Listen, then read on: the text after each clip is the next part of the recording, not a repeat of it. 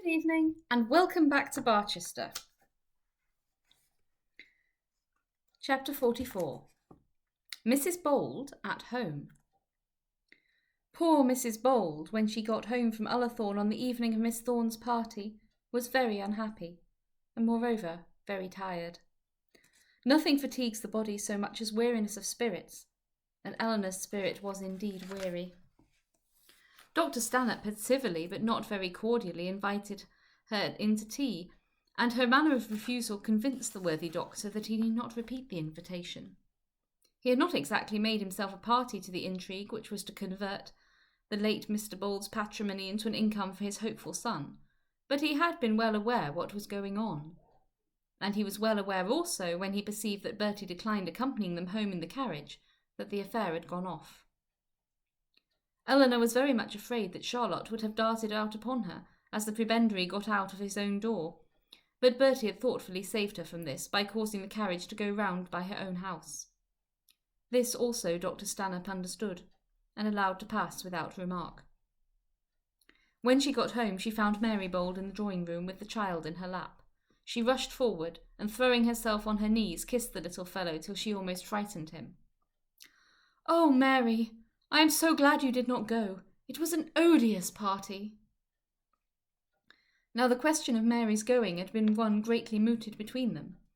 Mrs. Bold, when invited, had been the guest of the Grantleys, and Miss Thorne, who had chiefly known Eleanor at the hospital at the Plumstead Rectory, had forgotten all about Mary Bold.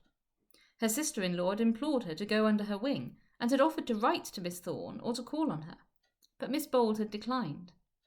In fact, Mr. Bold had not been very popular with such people as the Thornes, and his sister would not go among them unless she was specially asked to do so.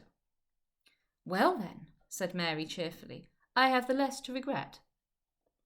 "You have nothing to regret. But, oh, Mary, I have so much. And then she began kissing her boy, whom her caresses had aroused from his slumbers. When she raised her head, Mary saw that the tears were running down her cheeks. "Good heavens, Eleanor, what is the matter? What has happened to you? Eleanor, dearest Eleanor, what is the matter?" And Mary got up with the boy still in her arms. Give him to me, said the young mother. "Give him to me, Mary." And she almost tore the child out of her sister's arms. The poor little fellow murmured somewhat at the disturbance, but nevertheless nestled himself close into his mother's bosom. "Here, Mary, take the cloak from me. My own darling jewel. You are not false to me. Everybody else is false. Everybody else is cruel. Mamma will care for nobody but her own little man." And she again kissed and pressed the baby, and cried till the tears ran down over the child's face. "Who has been cruel to you, Eleanor?" said Mary. "I hope I have not." Now in this matter Eleanor had great cause for mental uneasiness. She could not certainly accuse her loving sister-in-law of cruelty, but she had to do that which was more galling. She had to accuse herself of imprudence against which her sister-in-law had warned her. Miss Bold had never encouraged Eleanor's acquaintance with Mr. Slope, and she had positively discouraged the friendship of the Stanhopes as far as her usual gentle mode of speaking had permitted. Eleanor had only laughed at her, however, when she said that she disapproved of married women who lived apart from their husbands, and suggested that Charlotte Stanhope never went to church. Now, however, Eleanor must either hold her tongue, which was quite impossible, or confess to herself to have been utterly wrong, which was nearly equally so. So she staved off the evil day by more tears, and consoled herself by inducing little Johnny to rouse himself sufficiently to return her caresses. "He is a darling, as true as gold. What would Mamma do without him? Mamma would lie down and die if she had not her own Johnny Bold to give her comfort." This and much more she said of the same kind, and for a time made no other answer to Mary's inquiries. This kind of consolation from the world's deceit is very common. Mothers obtain it from their children, and men from their dogs. Some men even do so from their walking sticks, which is just as rational. How is it that we can take joy to ourselves in that we are not deceived by those who have not attained the art to deceive us? In a true man, if such can be found, or a true woman, much consolation may indeed be taken. In the caresses of her child, however, Eleanor did receive consolation, and may ill befall the man who would begrudge it to her. The evil day, however, was only postponed. She had to tell her disagreeable tale to Mary, and she had also to tell it to her father. Must it not indeed be told to the whole circle of her acquaintance before she could be made to stand all right with them? At the present moment there was no one to whom she could turn for comfort. She hated Mr. Slope. That was a matter of course. In that feeling she revelled. She hated and despised the Stanhopes, but that feeling distressed her greatly. She had, as it were, separated herself from her old friends to throw herself into the arms of this family. And then how had they intended to use her? She could hardly reconcile herself to her own father, who had believed ill of her. Mary Bold had turned mentor. That she could have forgiven, had the mentor turned out to be in the wrong. But mentors in the right are not to be pardoned. She could not but hate the Archdeacon, and now she hated him worse than ever, for she must in some sort humble herself before him. She hated her sister, for she was part and parcel of the Archdeacon, and she would have hated Mr. Arabin if she could. He had pretended to regard her, and yet before her face he had hung over that Italian woman as though there had been no beauty in the world but hers, no other woman worth a moment's attention. And Mr. Arabin would have to learn all of this about Mr. Slope. She told herself that she hated him, and she knew that she was lying to herself as she did so. She had no consolation but her baby, and of that she made the most. Mary, though she could not surmise what it was that had so violently affected her sister-in-law, saw at once that her grief was too great to be kept under control, and waited patiently till the child should be in his cradle. "You'll have some tea, Eleanor," she said. "Oh, I don't care," said she, though in fact she must have been very hungry, for she had eaten nothing at Ullathorne. Mary quietly made the tea, and buttered the bread, and laid aside the cloak, and made things look comfortable. "He's fast asleep," said she. "You're very tired. Let me take him up to bed." But Eleanor would not let her sister touch him.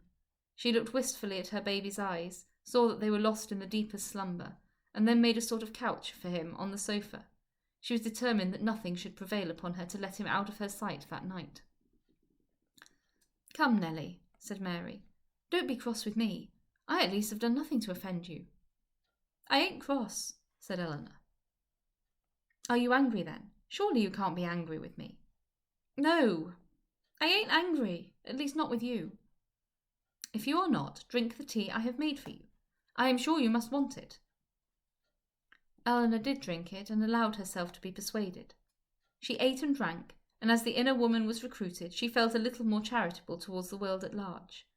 At last she found words to begin her story, and before she went to bed she had made a clean breast of it and told everything. Everything, that is, as to the lovers she had rejected. Of Mr. Arabin she said not a word. "I know I was wrong," said she, speaking of the blows she had given to Mr. Slope. "But I didn't know what he might do, and I had to protect myself." "He richly deserved it," said Mary. "Deserved it," said Eleanor, whose mind as regarded Mr. Slope was almost bloodthirsty. "Had I stabbed him with a dagger he would have deserved it. But what will they say about it at Plumstead?" "I don't think I should tell them," said Mary. Eleanor began to think she would not. There could have been no kinder comforter than Mary Bold. There was not the slightest dash of triumph about her when she heard of the Stanhope scheme, nor did she allude to her former opinion when Eleanor called her late friend Charlotte a base, designing woman. She re-echoed all the abuse that was heaped on Mr. Slope's head, and never hinted that she had said as much before. "I told you so, I told you so," is the croak of a true Job's comforter. But Mary, when she found her friend lying in her sorrow and scraping herself with potsherds, forbore to argue and to exult. Eleanor acknowledged the merit of the forbearance, and at length allowed herself to be tranquillised. On the next day she did not go out of the house.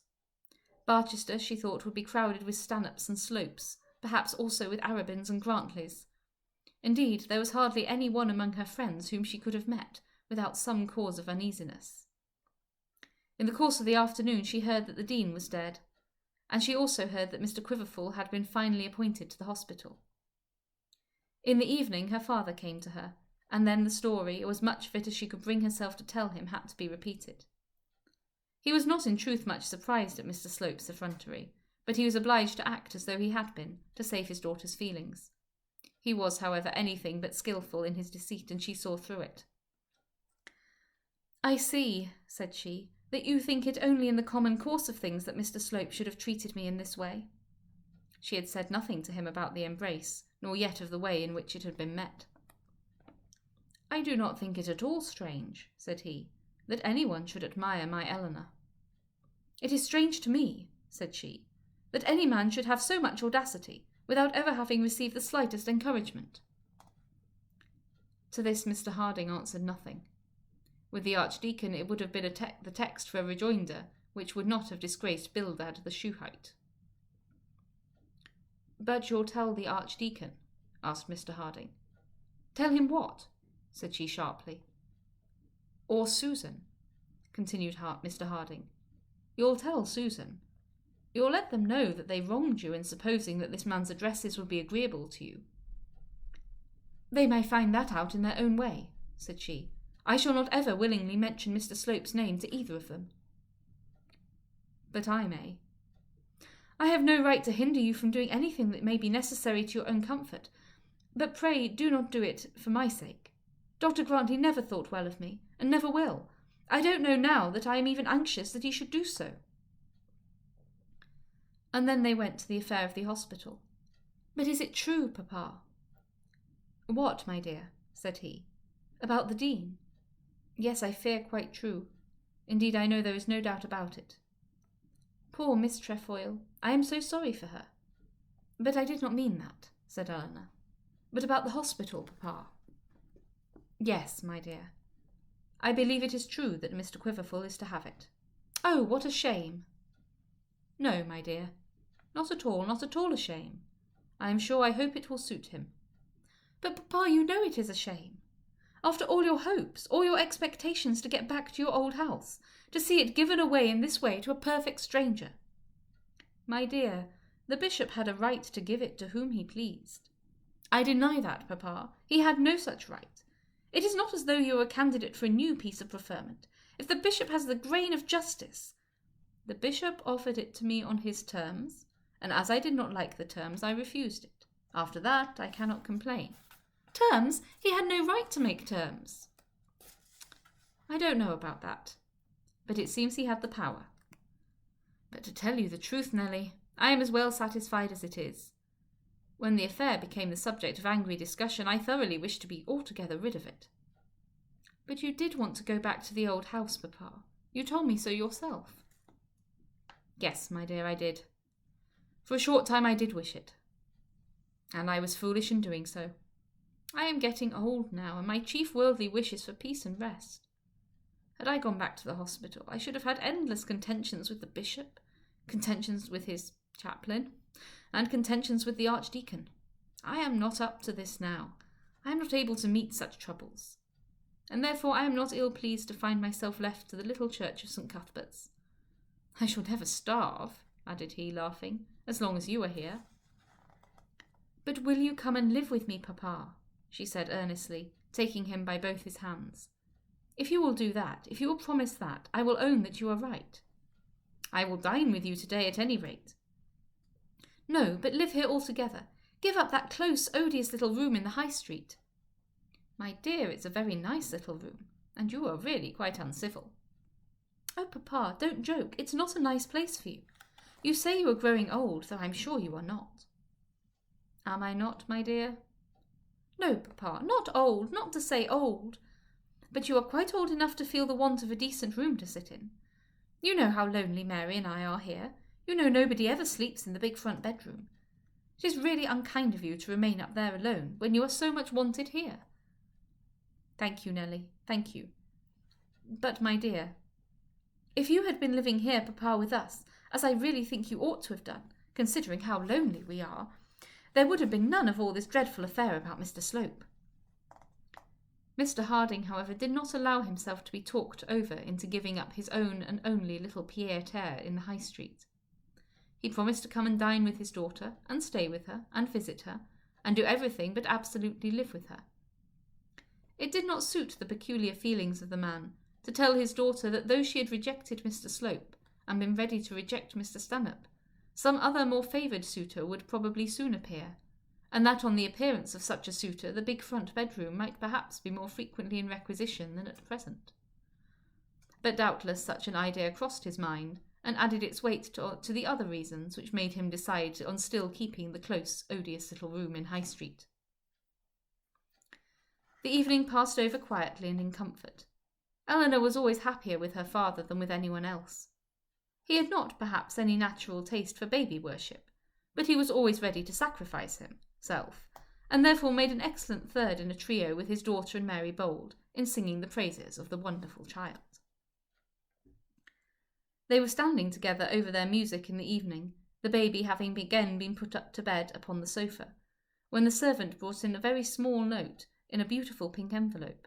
It quite filled the room with perfume as it lay upon the small salver. Mary Bold and Mrs. Bold were both at the piano, and Mr. Harding was sitting close to them, with the violoncello between his legs, so that the elegancy of the epistle was visible to them all. "Please, ma'am, Dr. Stanhope's coachman says he is to wait for an answer," said the servant. Eleanor got very red in the face as she took the note in her hand. She had never seen the writing before. Charlotte's epistles, to which she was well accustomed, were of a very different style and kind. She generally wrote on large notepaper. She twisted up her letters into the shape and sometimes into the size of cocked hats. She addressed them in a sprawling, manly hand, and not unusually added a blot or a smudge, as though such were her own peculiar sign manual. The address of this note was written in a beautiful female hand, and the gummed wafer bore on it an impress of a gilt coronet. Though Eleanor had never seen such a one before, she guessed that it came from the signora. Such epistles were very numerously sent out from any house in which the signora might happen to be dwelling, but they were rarely addressed to ladies. When the coachman was told by the lady's maid to take the letter to Mrs. Bold, he openly expressed his opinion that there was some mistake about it, whereupon the lady's maid boxed the coachman's ears. Had Mr. Slope seen in how meek a spirit the coachman took the rebuke, he might have learnt a useful lesson, both in philosophy and religion. The note was as follows. It may be taken as a faithful promise that no further letters whatever shall be transcribed at length in these pages. My dear Mrs. Bold, may I ask you as a great favour to call on me tomorrow? You can say what hour will be best suited to you, but quite early if you can. I need hardly say that if I could call upon you, I should not take this liberty with you. I partly know what occurred the other day, and I promise you that you shall meet with no annoyance if you will come to me. My brother leaves us for London today. From thence he goes to Italy.